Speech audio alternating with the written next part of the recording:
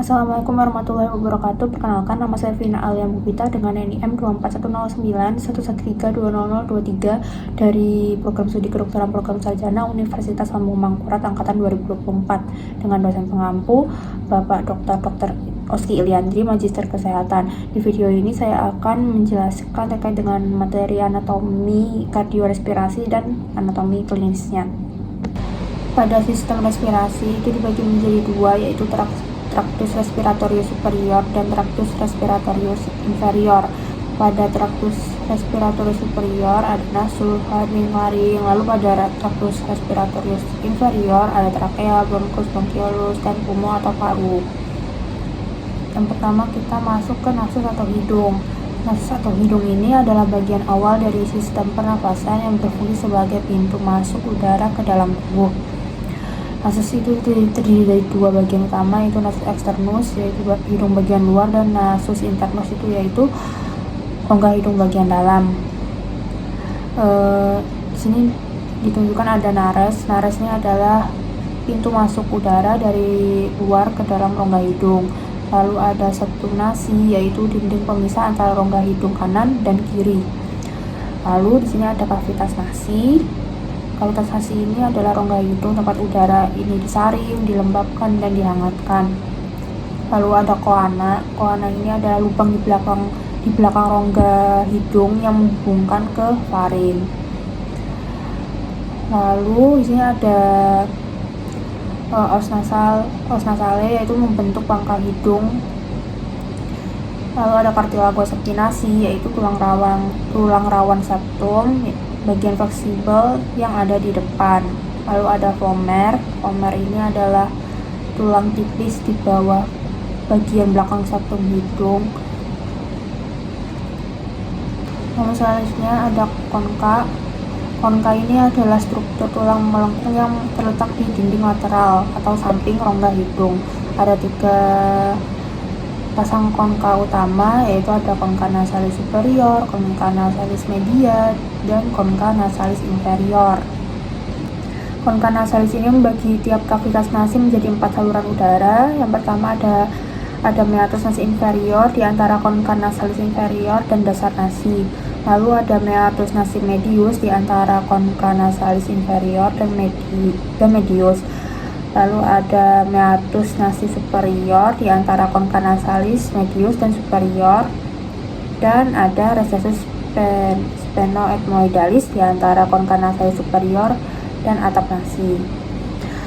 Tiap kavitas nasi ini terdiri dari 3 regio utama, yaitu vestibulum nasi, regio respiratoria, dan regio olfaktoria. Vestibulum nasi ini merupakan sebuah perluasan kecil ruangan tepat di bagian dalam nares yang dibatasi oleh kulit dan berisi rambut.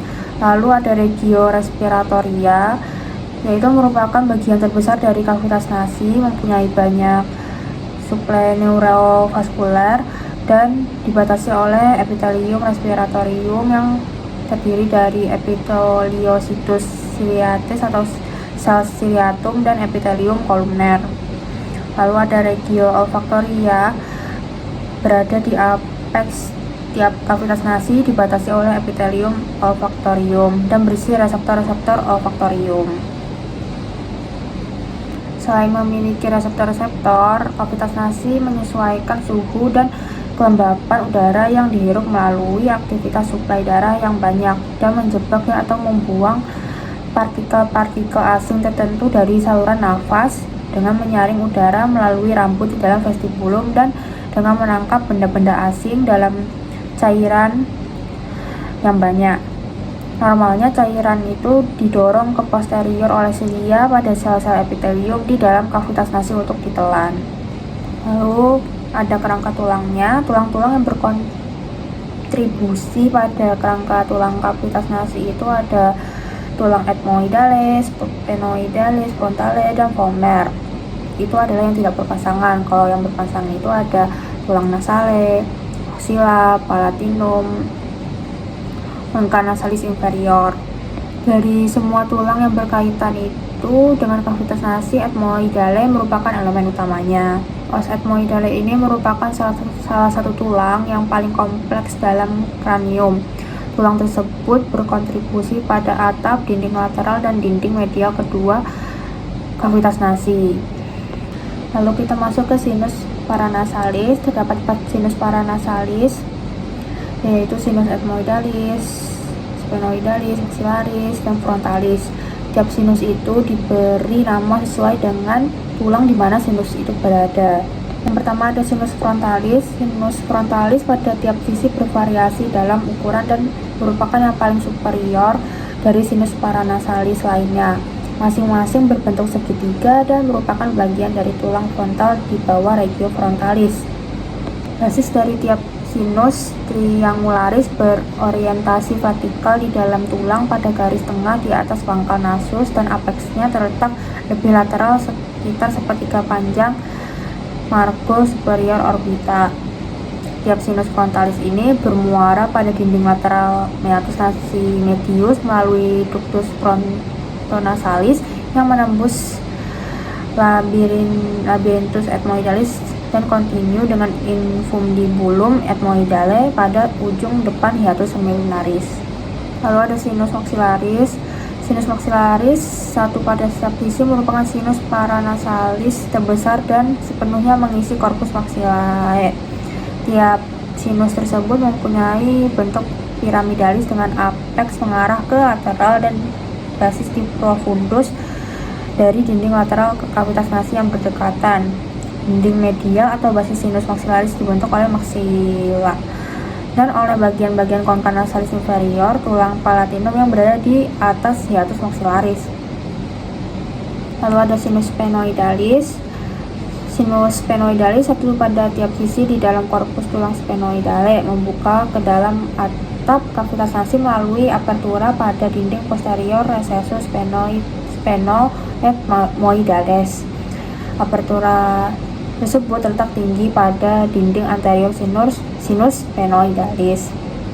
Lalu ini ada anatomi dari faring, yaitu tenggorokan bagian atas yang merupakan jalur bersama untuk udara masuk dan makanan. Dibagi menjadi 3 bagian, ada nasofaring, orofaring, dan laryngofaring. Sini ada terlihat epiglotisnya, lalu ada arytus laryngisnya, terus ada recessus piriformisnya juga. Terus di bagian orofaringnya itu ada tonsil palatinanya juga. Dan selanjutnya kita masuk ke faring. Faring ini adalah organ yang terletak di antara faring dan trakea. Organ ini mempunyai 2 fungsi penting, yaitu sebagai jalur udara dan juga untuk produksi suara. Di bagian belakang kita bisa melihat ada epiglotis, yaitu katup yang menutup saluran nafas saat kita menelan supaya makanan itu tidak masuk ke trakea. Lalu ada pita suara atau disebut dengan plika vokalis yang bisa membuka saat kita menarik nafas dan menutup saat kita berbicara atau menahan nafas. Gerakan ini diatur oleh otot-otot kecil seperti musculus cricoarrhythmoideus posterior yang sangat penting untuk membuka pita suara.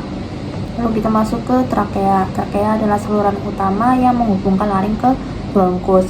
Struktur ini terdiri dari cincin-cincin tulang rawan berbentuk huruf C yang menjaga supaya salurannya tetap terbuka saat kita bernafas. Yang seperti cincin itu kita bisa sebut dengan cartilago trachealis. Lalu di antara cartilago trachealis itu ada ligamentum annularia.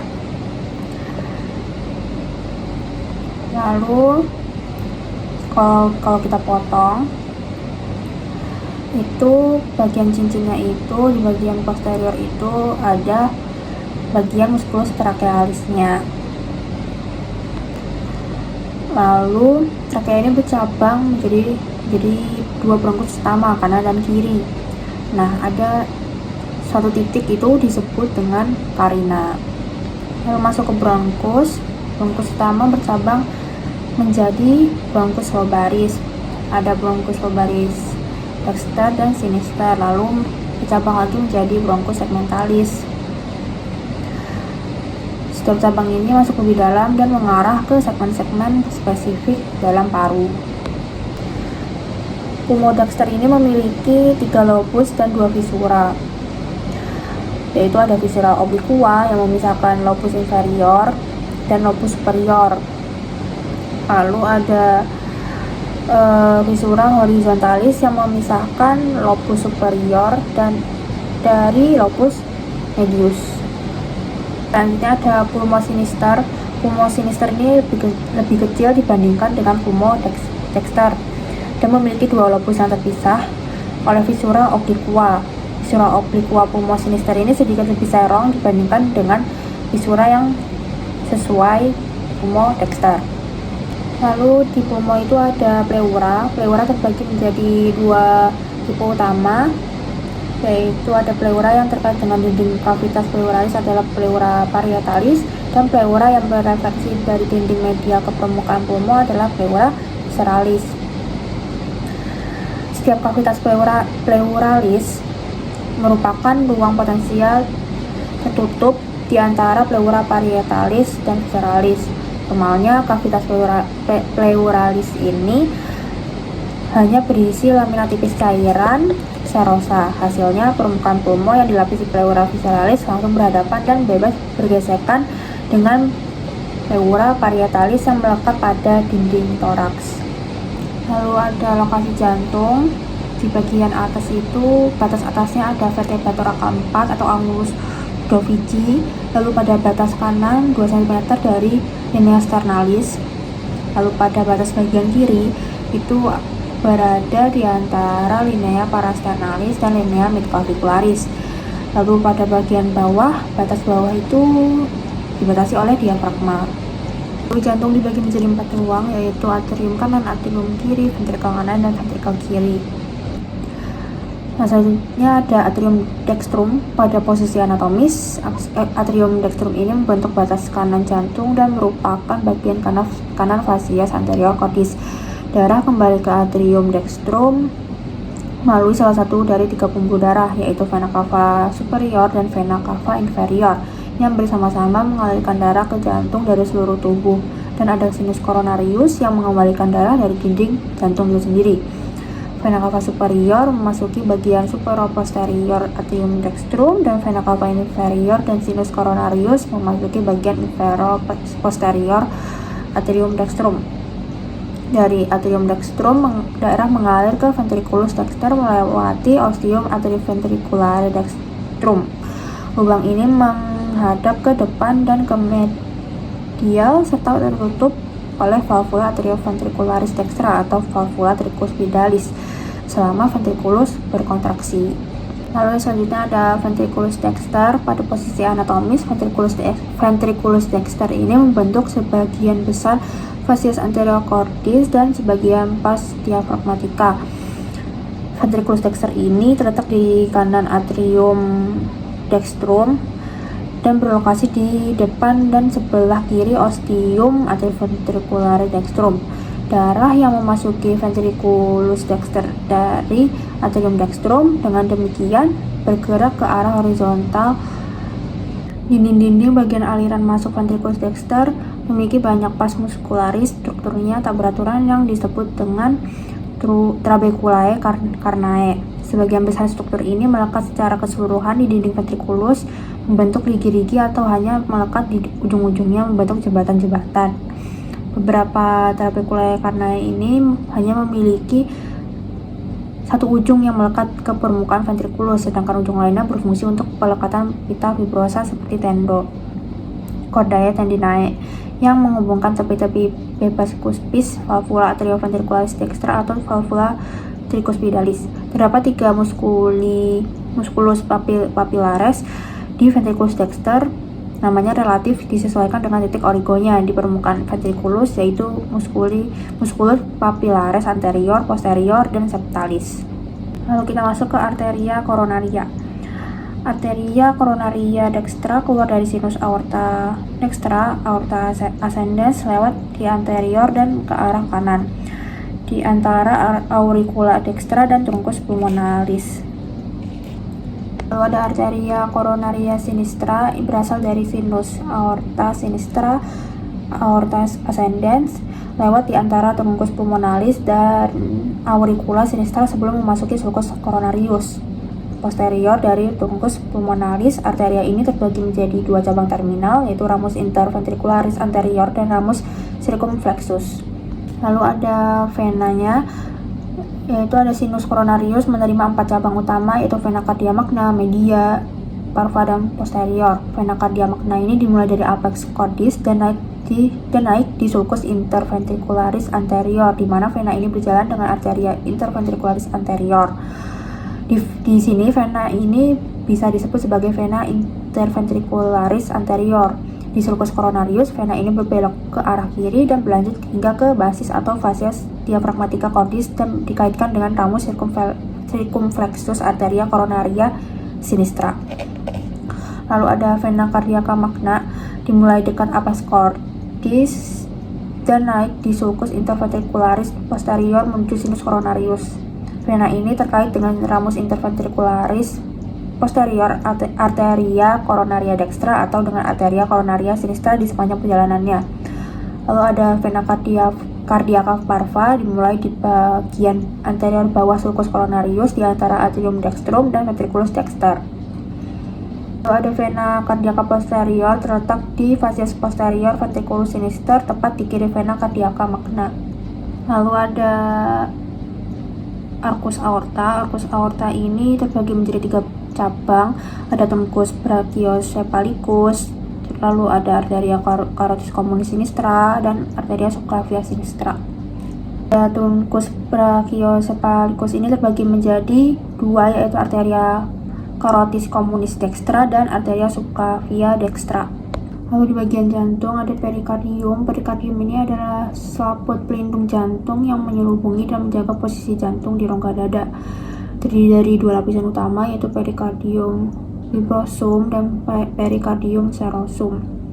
Perikardium fibrosum itu terletak di bagian luar, fungsinya melindungi jantung, menahan agar tidak terlalu membesar saat terisi darah. Lalu ada perikardium serosum, dibagi lagi menjadi 2, yaitu lamina parietalis yang menempel pada fibrosum, lalu ada lamina visceralis, itu yang menempel langsung ke permukaan jantung. Lalu kita masuk ke anatomi klinisnya. Ada stenosis aorta.